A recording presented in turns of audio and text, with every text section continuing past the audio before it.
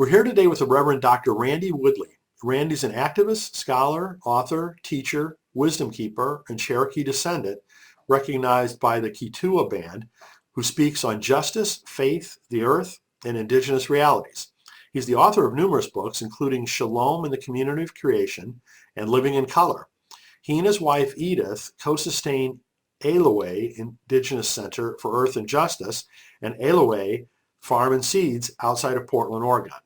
Randy's new book is titled Becoming Rooted, 100 Days of Reconnecting with Sacred Earth from Broadleaf Books. You can learn more at randywoodley.com. So Randy, it's really a pleasure to have you join us today. Thanks so much for doing this. Thanks for the invitation, Brian. Good to be here. Well, you've done so much wonderful work. I would love to share with folks more about your background, and then we'll get into your books. Oh, let's see. I think you covered everything in my life right there in that introduction. Well, tell us more about the Indigenous Center and the Farm and Seeds companies, if you could. Yeah, please. Like I always think of bio introductions and obituaries as an exercise in futility, right? There's a lot involved in each life lived in all of us. So, just very briefly, biographically, I'm the husband of Edith. And I have 4 children and 6 grandchildren, living outside of Portland, Oregon, in the just in the beginning of the foothills of the coastal mountain range.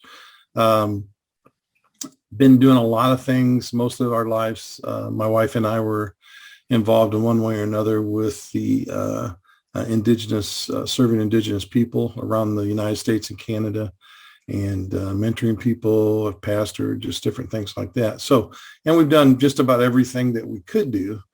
Aloha became a vision out of that journey. We saw the inadequacy of both the government and the church in trying to deal with our indigenous people. And so we created, I guess you'd say, a new model. I don't know if that's it's not a formula, but sort of a new way of doing things. And it was pretty successful. We're involved in every kind of aspect of Native people's lives, I think, from houseless, serving houseless people to after-school programs for kids to language programs and baby needs closets, food closets, feeding programs, et cetera, et cetera. But the goal of the government and the goal of the church, which have worked in tandem with Native people for so long, was to create a dependence. And our goal was to create empowerment. And so Aloha Indigenous Center for Earth Justice and Aloha Farm and Seeds is our third and final attempt. We had 2 iterations before to create an empowerment center, both for our Native people and a healing center, an empowerment center for non-Native people as well, because along the way we learned that we all have to heal together in order to change the world and make this a better place to live in for our grandchildren and et cetera. Yeah. Very cool. Very cool. Well, sometime in the future, I want to hear more about Aloha. So we'll do that another time. Right. But in any event, you've written several books before the most recent one. Can you talk about those a little bit? Yeah, I think my first published book, not self-published, but published by a publisher, was Living in Color, Embracing God's Passion for Ethnic Diversity.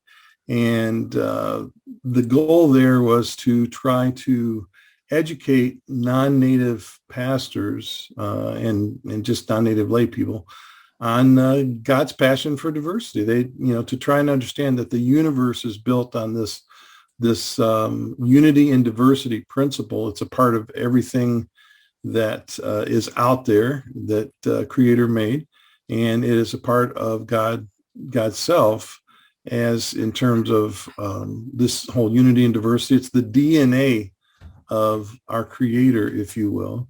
And so it makes sense that this sort of a tendency for human beings to be homogeneous, which is, sometimes a good thing, as I talk about in the book, but we're not meant to live that way. We're not challenged. We don't grow. as much when we're in a supposed homogeneous environment. Now, the truth is, none of us are the same. We're all different. And so we learn from the differences. So that was the first book. Then I wrote Shalom in the Community of Creation, an Indigenous Vision, which was basically an understanding of the bigger picture shalom in the whole of Scripture, what Jesus' connection is to that, and how it relates, coincides with our Native American understanding of what we would call the harmony way. Each tribe has a different way of expressing that, but in Cherokee it would be Elahe. And this is that big picture where what I call the original instructions, where nobody's hungry, the earth is producing what it's supposed to do, nobody's at war, there are means of settling disagreements that are peaceable. Just that whole piece, that whole idea that we're supposed to be living a particular way, and there are things that have come along down the pike that have caused us to move away from that those instructions, or that shalom living, if you will. And so that's what I address in that book. And that's sort of what I became known for so long, was this shalom idea and shalom book. And I wanted to see if there was a way that we could relate to our indigenous people that was not oppressive, that was not paternalistic, and all of that. And so this is where we sort of go through all of that. And that's when I began to understand the difference between what is an indigenous worldview and a Western worldview, and why it's so important when you look at Scripture and things like this. Then one of my former students and myself wrote a book, Bo Sanders, who I do a podcast with, piecing it all together.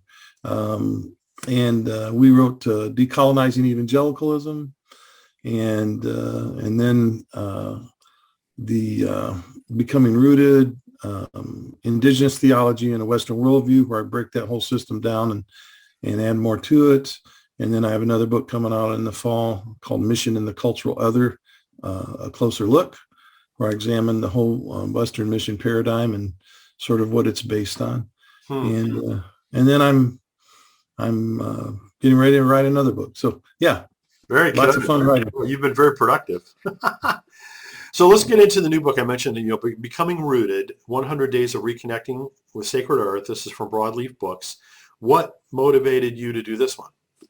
Yeah, so these other books sort of take on the problem head on, if you will. They look at the sort of deeply into a Western worldview and sort of the limitations and the sort of what I would say perversions of some of it. The Western worldview, I don't believe, I think it's a failed experiment. I don't think it's going to sustain our future. And so we have to find something else. Well, the closest thing to my reality is our indigenous worldview. And I believe that is a sustainable worldview, especially as I look at this continent. Indigenous people have been gifted with the wisdom to live with the land instead of on the land, or extract from the land, and sort of bend it without breaking it. And that didn't just come naturally. It wasn't utopia. It was learned over thousands and thousands of years. And so it would be foolish to reject that kind of experience and wisdom. And yet that's exactly what's happened in the West, is to reject those kinds of ideas. And so instead of sort of hitting the problem head on, I wanted to find a way that what if, we have people come for schools and things out here at Elahe, and they sort of walk with us for, 3.5 days. Most of our schools are about that long. And we see changes. We see like complete worldview changes, actually, which is amazing. I mean, that's not a small thing at all. And I thought, what's a way that I could translate that to just sort of walking with people day to day? And so this whole idea I come up with of 100 days, I don't, some people will go through the whole 100, some people will pick and choose. It's okay, whatever you want to do, but I'm really fortunate on this book because I've been able to get a lot of instant feedback from people, like within weeks. I've gotten so much good feedback. that it is actually changing people's lives and worldviews and thoughts and the ways that they look at nature and the ways they look at the God of nature, and kind of giving them permission to fall in love with the world again, with the earth and the whole community of creation out there. And so I think it's accomplishing what I wanted, which is to, hey, I want to be there with you and go through this. I share my experiences. I share experiences of other folks that I've had life experience with. I share a little bit of traditional stories and just kind of, and then at the end of every little meditation, because there's 100 of them, right? So they couldn't be long, 3 to 5 paragraphs, basically. There's an action point. And most of those action points are now go outside and do this, or that. And so I'm trying to reconnect people, even if they just have a backyard or an apartment porch, that there's some way to connect with God's creation. So. So tell us more what the word Elohe means and how can we live in the Elohe way? Yeah. So Elohe is akin to this big picture shalom. So most people sort of look at shalom and they go, oh, peace. But that is that's a drop in the bucket, right? It's a much broader and deeper construct. And there's all these derivative words from shalom. And it means all this kind of stuff like not just peace, but it means fullness. It means like where God is in charge. It means abundance. It means, repayment, setting things right, all these different kinds of things. Well, Elohe is much the same. Elohe is basically, I took Walter Brueggemann, who's an Old Testament scholar, who's really good at understanding what shalom's about from a biblical point of view. And then I compare that with our indigenous harmony ways, not just Cherokee and Elohe, but I actually, for my PhD work, I looked at 45 different tribes. And then I found all the similarities. There's so many parallels. And that's what sort of been packed into each indigenous peoples. And I found out that, as I studied and had friends and knew others from around the world, I found similar constructs with, Zulu, with the Ubuntu, with the Maasai, with indigenous people in Australia, the Aboriginal folks, with Maoris in New Zealand, with Ikalahan Filipino in northern islands of the Philippines, with Sami people up in Scandinavia. So there's so much sort of fullness and richness involved in all of this that this is like just a God construct, right? This is something that the best of sort of everything, and it's not utopia. And that's the sort of mistake people think is, oh, you're talking about utopia and we'll have that in heaven or something like that. No, that's not what it's about at all. It's about sort of learning from our mistakes and living the best person and the best people and the best communities that we can be while we're here. And so that's all packed into that word Elohe. Well, we have a lot of learning to do, right? A lot of deconstructing, decolonizing of all the stuff that we've got ourselves into. So no doubt about that. So the book, you divided it into 10 sections, right? So how did you decide what the 10 sections, 10, parts would be and what would go into each one? Yes. Well, I wish I could say it was planned out more than it was. But basically I write and then I go back and I organize. And so the sort of like after I started writing, and I did sort of have an idea like of most of the sections, what I wanted to do, right? And then somewhere along the way I go, oh, this fits better over here than here. But it was all sort of like editorial presumption, I guess you'd say, just like trying to figure out. And one of the problems in translating an indigenous worldview to a Western worldview is the problem of categorization. Like the West is really good at categorizing things and parsing them out so that they almost become separate realities, right? And that's my weakness. So I got a lot of editorial help from Valerie at Broadleaf Books, and trying to move things around and switch them. And that's probably my weakest area, is because to me, it's all the same. It's all one, right? It all flows together. So. Well, I know Valerie's done a great job with several of the authors I've been, interviewing recently, so I'm not surprised. She's great to work with. Good, good. So I'd like to read one sentence from the book. You say, planting your roots on the land in which you live is the only way to restore harmony and balance on Earth. So can you explain that a little bit more?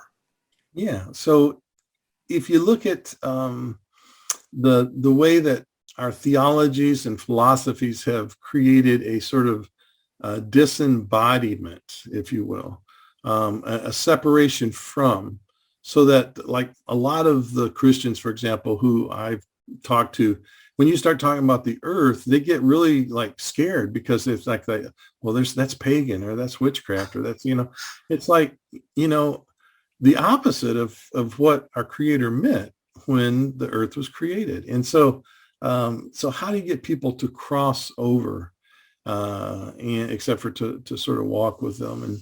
And I guess that's the job. And I think that this dates back like at least 3,000 years ago with I think Platonic dualism, which is a big construct.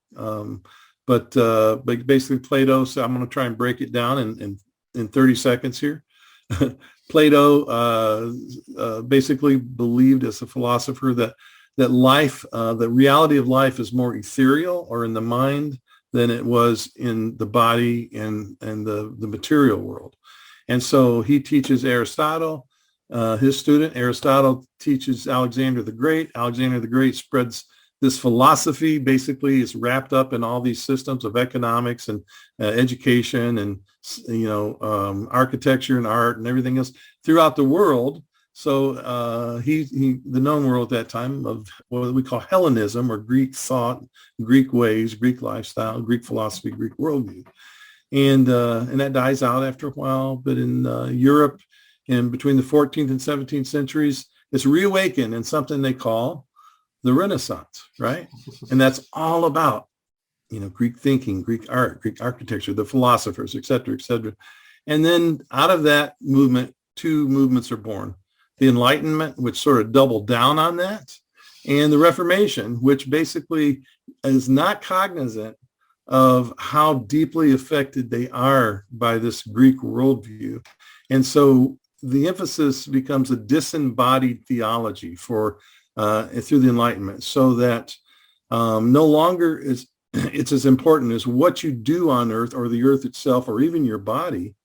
But what's really important is that you think correctly, that you have the right doctrine. And they have wars over it. They kill each other over the right doctrine. So all of that is a result of this Platonic dualism, this way of separating our minds and our spirit from our bodies and the earth. And that's living out of a false reality. And so our theologies have been developed that way, our philosophies, our economic systems, our education systems, et cetera, et cetera. And so what we're trying to do is, in a sense, from an indigenous perspective, put Humpty Dumpty back together again and say, all of this is reality.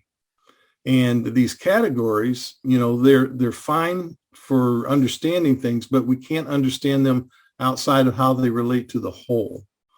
Now, all of that's a lot of sort of fancy footwork about philosophy and theology. In this book, I actually tried to stay away from all of that and just sort of say it in a way that we could just walk day to day. And so that was kind of the idea there. So I tried to relate, the specific words that you used in that sense about planting your roots in the place where you live to my own life. Somewhat literally. So I grew up in a small town in Illinois, which was kind of the Potawatomi and Iroquois area.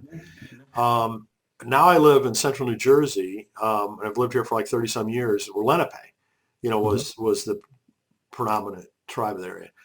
And I have a hard time rooting myself to the land here, so to speak, more than I did where I grew up.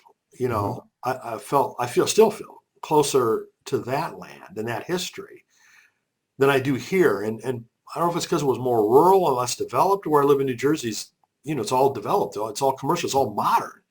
There's very little in way of remnants of what it used to be other than, what I can read in some books.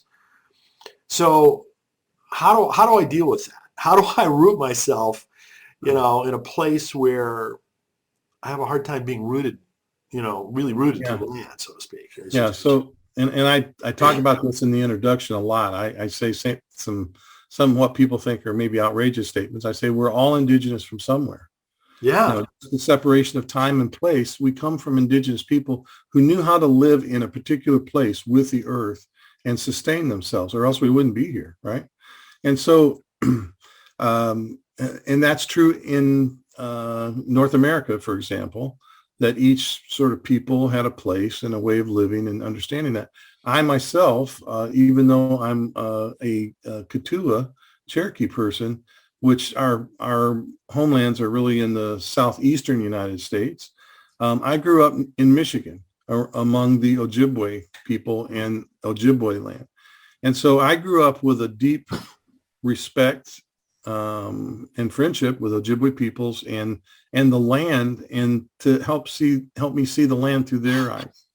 That was very formative in my early years. But I've moved around a lot, lived in a lot of different places. And in each place, I've tried to come to build relationship with and understand the indigenous peoples and what their plight is and how they understood the land that they're with. And then sort of borrow from that, if you will, not misappropriate traditions or culture, but to borrow those values, right? Those values that how deeply they're connected to the lands and particular places. And that's been really rich in my life. My wife has the opposite experience. She grew up on the Wind River Indian Reservation in Wyoming. That's her land. That's where she grew up most of the time. And she was always going to be connected just to that. But we're also learning, because we are settlers as well in the land that we live in, the Northwest, Pacific Northwest, that there's a lot we have to learn from the indigenous peoples here. And there's a lot from our own indigeneity that we can look at the land and understand it better. And so this idea of we all have resources, if you will, out there to help us understand the land that we're on and how to be planted in that land. Well, it's an area I need to do more research on. It's like I've been doing a little bit more in Illinois. I think it does start with the history, understanding from especially from a Native perspective, the history of the land. Yeah. And then understanding, one of the exercises I think in the book is like to go out and look at like a river or whatever you're at, and remember that there were probably indigenous people with families, kids playing, and how do you think they enjoyed the land? Mm-hmm. So that we can create in our minds and our hearts that these were real people, right? And their descendants are still here, most of them. And so here we are in reality. And there's just a whole lot more that us settler people, me and my wife both being out of our native lands, from the indigenous people who are here as well. So I'd like to read a couple of endorsements of the book. One is from our friend Lisa Sharon Harper. She says, "This is a must read for everyone who longs for peace." How does the book address that need? Yeah, I think I addressed that in a couple sections, but mostly probably in the section where I talk about an American dream as an indigenous nightmare. That basically shows the difference in values between what we've been taught in a very competitive Western worldview is important, and what a cooperative indigenous worldview can bring. And that's the roots of peace, is trying to understand from another perspective, right? And so America, and I actually talk about this in some of my other books, but that America is war, not America as war. But yeah, there's only been a few times in our histories that we have not been at war with someone somewhere. And so it's a very different myth, if you will, than Canada, for example, who has largely settled things through treaty making. And yeah, there's an argument in the First Nations people up there that, a lot of the treaties haven't been kept. And so but they come at it like, hey, let's look at the treaty and then go back to it and let's work this out, rather than coming at it like, you stole this from us and you forced us and you killed us. And, there was just not a whole lot of genocide, if you will. There was the genocide of the boarding schools, the residential boarding schools in Canada, as well as the U.S., but which was cultural genocide. But yeah, it's a different mythology, if you will, a different myth. And they take us two different places. One sets us down at a table together, and the other leads us to war with each other. It's sort of, and that's part of that Greek thinking too, is that binary. It's either this or this, So I think there's ways to resolve those differences, but we have to begin at a place where we're both willing to see from each other's perspectives. So another endorsement was from Stephen Charleston. He says, Randy Woodley reminds us that we all have an understanding of what it means to be indigenous to a spiritual place. Can you talk about this idea of being indigenous to a spiritual place? Yeah, and that goes back to the dualism, right? So the whole idea is in the West is that the spirit, the body, are sort of like two different things instead of part of the same reality. Like we're a spirit and we're a body and we're emotions and we're, and rather than understand like all of these things sort of interplay with each other is who we are, right?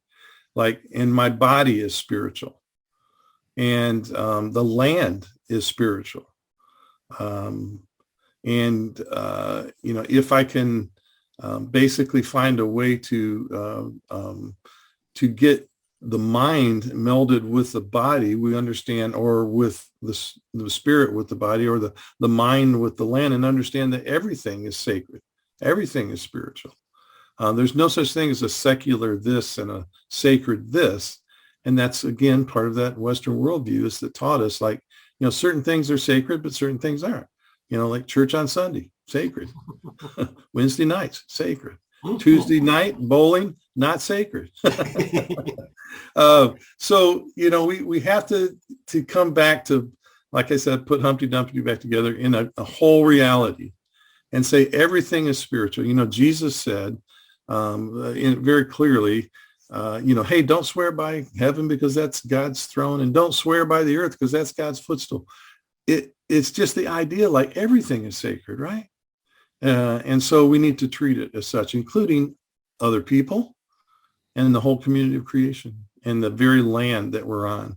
And if we can sort of get that deep inside of us, our whole being, we wouldn't be in the mess that we're in terms of, the climate change and everything else that's going on, because the earth would have been treated differently. So looking forward, you mentioned earlier that you've got another book coming out. Can you tell us a little bit about that? Yeah, well, so Becoming Rooted came out January 3rd, I think, of this year. Just barely made it into the new year. April 19th, I had a book called Indigenous Theology in the Western Worldview, a decolonial approach to Christian doctrine come out. And that's where I try to present what I would call an indigenous theology or an indigenous way of doing theology, which is a lot of narrative and things like this. But, and by the way, the Bible is 90% narrative. And so if we don't understand what story is about, then we can't even approach the scriptures and pretend like we understand them. So the people who wrote those stories, sitting around a campfire telling those stories, and then later someone else writes them down, and those were stories written from people who were not post-Enlightenment bound thinkers. They were pre-Enlightenment, probably affected very little more indigenous than Greek thinking, and so when you go to hear those stories, you don't ask Greek questions like, oh, the first thing that comes to mind, did this really happen? That's not what the writer intended. The writer intended for us to learn the truth of the story. And so, so we go along and we get to the place where I tell a lot of stories in that, and I try to tell meaningful ones that, and I talk a little bit about the Western worldview and take that apart and sort of look at that in a much deeper way. And then I've got this one, which maybe is the one you were referencing. I don't know, a mission in the cultural other. Yeah. A closer look. So I'm actually, my PhD is in intercultural studies, but it was because I got it at Asbury Seminary, East Stanley Jones School of Mission and Evangelism. That's World Mission, I'm sorry. I'm in effect a missiologist. I'm somebody who has studied, qualified, understood the anthropological basis for mission and all those kinds of things. So I'm an anthropologist, interculturalist, missiologist, if you will. And so I think it's time from an indigenous perspective, who we probably have the worst record of the church of anybody around the world, although it's quite a competition of how we were treated as a people by missionaries and mission agencies, mission sending agencies, not to condemn all missionaries, of course, but the whole system was based on this hierarchy. And one of the hierarchies that comes out of this Greek thinking is like when you start placing everything in a hierarchy, like the mind above the spirit, the material above, or the ethereal above the material world, everything starts coming in hierarchies. And so you have hierarchies of gender. So men are now more important than women, and human beings are more important than the rest of creation. And, white folks, white European-based folks are more important than the rest. And these are just sort of all been developed over these 3,000 years.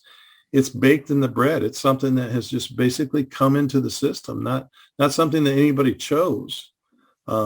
But as a result, you have this sense of this white normalcy and white privilege. And I see those as, when I talk about white supremacy, I talk about basically saying everything white is normal rather than everything is different and can be different and still be normal, right? Mm-hmm. And so that's the ground one of mission, was to basically save the heathen and teach them to be white. And no one said, "Oh, we're going to make them white people." But what they said is, we're going to make them civilized, which meant basically white European, right? And so with that being the basis, Rudyard Kipling's poem is a great example of that. The poem that talks about rescuing the heathen and it's white man's burden. He has in there that it's the white man's burden to go out and civilize the rest of the world. And very British notion, right? It's but it caught on here as well because it was just part of the process. And so I'm looking at mission and saying, okay, what would that be like if it wasn't done from that projection? Point. Interesting. What would mission be if we had it sort of like a different sort of a theology that wasn't based in this white supremacist ideas? And that's the point of the book. And I don't think anything's been quite written like that to my knowledge so far. So I'm really excited about it. When is that coming out? That should be, I think it's supposed to be out in November, but right now they're still in the final editing process. So I haven't gotten word yet. The original word was we try to get it in late fall, but I'm hoping it makes it. Good. Well, we'll look forward to that. And maybe we can, talk more about it then. So again, for now, at least, the book that's we were talking about, Becoming Rooted, 100 Days of Reconnecting with Sacred Earth. And you can learn more about this book and all of Randy's books at randywoodley.com. So Randy, thank you so much for spending time with us. Yeah, I did forget to mention that I also write children's books. Oh, yes. I've written a children's book called The Harmony Tree, a story of healing and community. And then that's part of a trilogy as well. And that's actually my favorite. I think Becoming Rooted and that one are my two favorites in terms of watching them do what I wanted them to do when I wrote them. So Very cool. Thanks for mentioning that. And and also you can find out about our organization at eloheh, eloheh.org. Okay, cool. Well, Randy, thanks so much. Really appreciate your work, and thanks for spending some time with us. Yeah, Brian, appreciate being on. Thank you.